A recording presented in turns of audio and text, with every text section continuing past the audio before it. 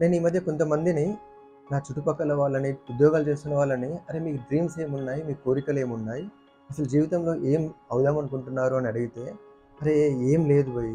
ఏం చేస్తావు? ఒక ఇల్లు ఈఎంఐ ఉంది. అది కట్టేస్తే అయిపోతుంది.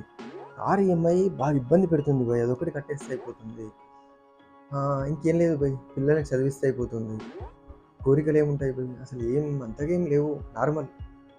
అరే! ఏమైందిరా మీకు? అదే స్కూళ్ళలో చిన్నప్పుడు మనల్ని మన సార్లు అడిగితే, "ఏమవుతావురా నువ్వు" అని, "నేను అదవుతా, నేను ఇదవుతా, నేను పైలట్ అవుతా, నేను తోపు తురుంఖాన్ అయితా" అని కథలు కథలు చెప్పేటోళ్ళం కదా! మరి ఇప్పుడేమైంది? ఏదో మొత్తము దీర్ఘకాలిక వ్యాధి సోకినట్టు, లేకపోతే ఒక వైరాగ్యంలోకి వెళ్ళిపోయినట్టు, ఇంకేముంది? అరే 30 ఏళ్లలోనే మీరున్నారింకా. జీవితం ఇంకా 30, 40 సంవత్సరాలు మనం బతకాల్సి ఉంది. ఇప్పుడేం అయిపోలేదు. ఇప్పుడే మొదలైంది అసలైన జీవితం. ఇప్పుడు మొదలెట్టండి కదా ముందుకెళ్ళడానికి. ఇప్పుడు మొదలెట్టండి కదా ఏదైనా మీకున్న ఆలోచనలు ఇంప్లిమెంట్ చేయడానికి. చేతిలో డబ్బులు కూడా ఉంటున్నాయి కదా. ఒక రకంగా ఆర్థికంగా కూడా బాగుండి కూడా మనం మనకిష్టమైన పనులు మనం చేయలేకపోతే, మనం చేయాలనుకున్న పనులు చేయలేకపోతే ఇంకెప్పుడు చేసేది? Come out from the rat race.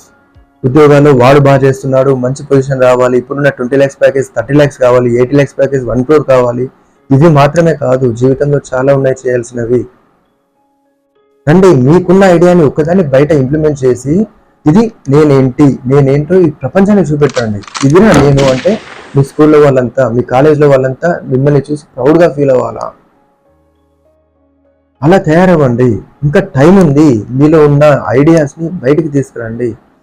పుచ్చిపట్టిన మీ ఐడియాస్తో మీరు చచ్చిపోతే మీ ఆత్మ కూడా ప్రశాంతంగా ఉండలేదు. అరే ఇన్ని మిస్ అయ్యాననే ఫీలింగ్ మీకు వస్తూ ఉంటుంది.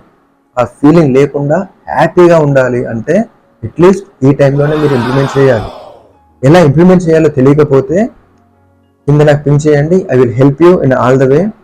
మీకున్న ఐడియాస్ని ఏ విధంగా మనం బిజినెస్ చేయొచ్చు, ఏ విధంగా మానిటైజ్ చేయొచ్చు అని